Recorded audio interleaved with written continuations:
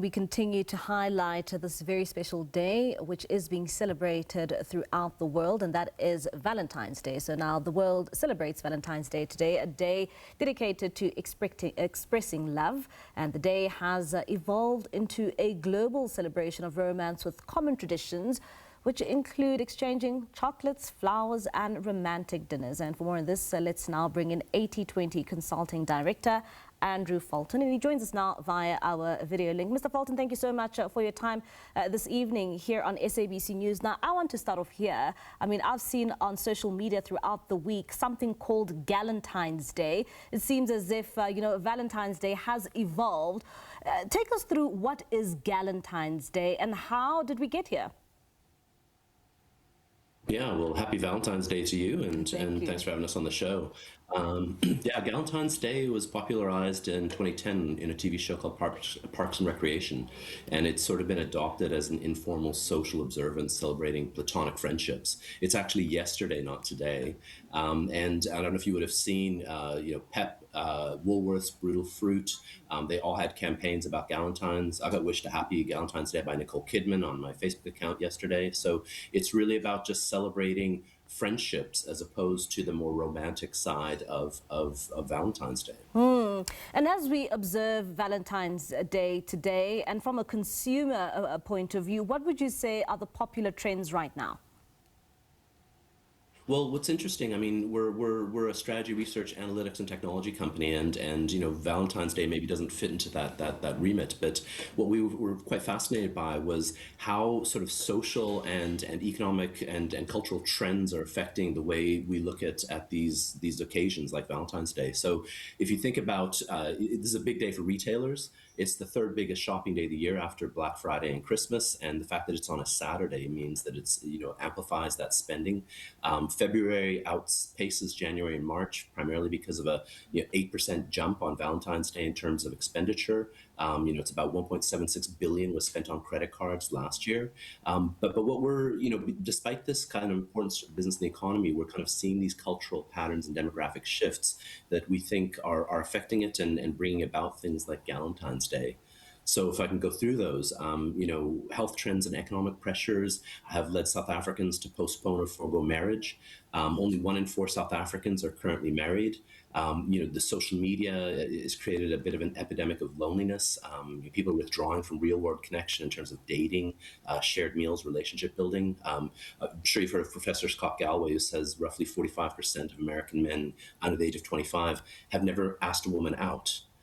So this is affecting how people are looking at things like a day that's meant to celebrate romantic love. And Mr. Fulton, how important are days like this one, which we are observing the world over, particularly when it comes to the country's economy? Like you say, I mean, from a consumer point of view, this is a time where many will be making a fortune. Absolutely, yeah. I mean, as we mentioned, FNB reported a 7.6% jump in transactions on this day last year. Credit card spending going up 11.4%, and as I mentioned, 1.76 billion on credit cards in the week alone. So it is a very big deal. What's interesting is maybe how that shifting that spend has shifted. If you look at sort of the youth's disillusionment with capitalism, frustration with economic systems, and the unemployment crisis, you've kind of got a bit of a perfect storm. So another thing that's fascinating is who can afford chocolate these days? Double-digit inflation for the previous 2 years and double inflation this year. There certainly are people who are businesses that are set up to make a lot of money, but I think that's one of the core reasons why this Valentine's has become interesting, because retailers are trying to shift that spend to people outside of romantic relationships. And maybe let's go back to some of the consumer trends. I mean, you mentioned chocolate and inflation, and talking about, the more common gifts that one gets. Would you say that's still a thing, particularly when you look at South African trends? I mean, the issues around roses. I know that a number of people have been posting, their bouquets of flowers, but it seems as though it has also sort of gone down a bit there. So are you still seeing that, more are still making use of the more traditional gifts during Valentine's Day? Well, I mean, as a South African, I think we should strongly support our incredibly diverse biodiversity and by proteas, not red roses. That's a personal feeling, but we are seeing instances that people are going more to sort of local products and goods. We've got a burgeoning chocolate market with local chocolates that you can get.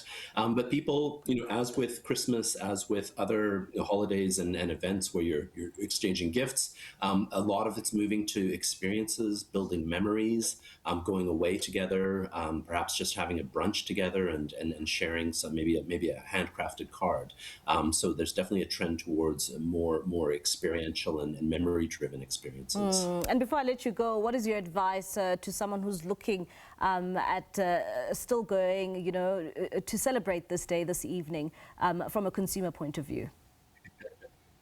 Well, if you're still thinking about it, it's a bit too late. You're not going to get a restaurant booking, and you're not going to get any flowers. So it's too late for you if you haven't already thought of it. And I guess my advice for next year would be plan ahead if that's what's important to you and your relationship is flowers and a meal out. And hope it's a good day for you. All right, Andrew, thank you so much for your time. That's Andrew Fulton. He is the consulting director for 80/20 Day, talking to us about Valentine's Day and, of course, the trends we continue to see and how they've shifted somewhat a bit.